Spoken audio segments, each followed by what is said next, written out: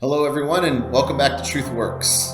Today I'm sitting up here in our upper room where we have our round tables where businessmen and women talk about principles of business and leadership. The month of July, we're focusing on servant leadership, and the specific passage we're going to be talking about today is from Mark chapter 10.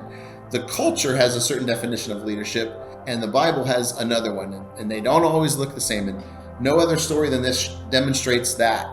James and John, sons of Zebedee, come to Jesus and say, "Hey, Jesus, when you're sitting on your throne in your eternal reign, we want to be the people that sit to your left and to your right."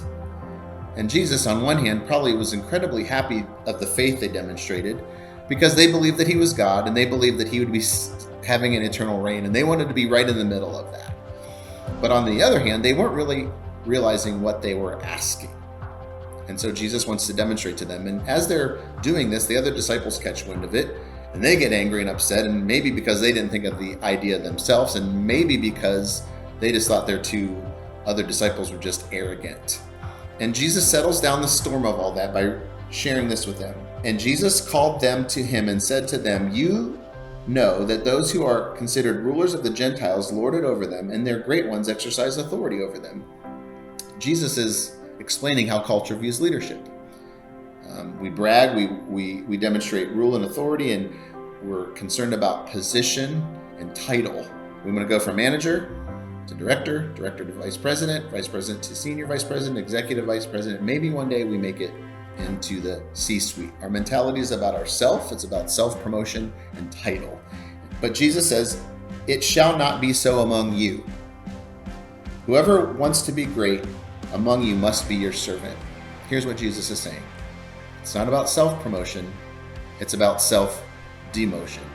It's about serving other people. And Jesus goes on to say that I came to be a servant, not to be served, but to serve. And he goes on to say to give my life as a ransom for many. And as we all know, Jesus came primarily to die. He wasn't looking at the temporal benefits or the self-promotion. He was going to be a slave to his disciples and a slave to the world because he came to die. But he had the bigger picture in mind of saving an entire world because of his sacrifice. So as we think about leading in business, how can we be more concerned with others than ourselves? How can we be ones who self-demote instead of self-promote? What would it look like for you and me to serve the people around us? Have a great day and a great weekend, and we'll see you next week.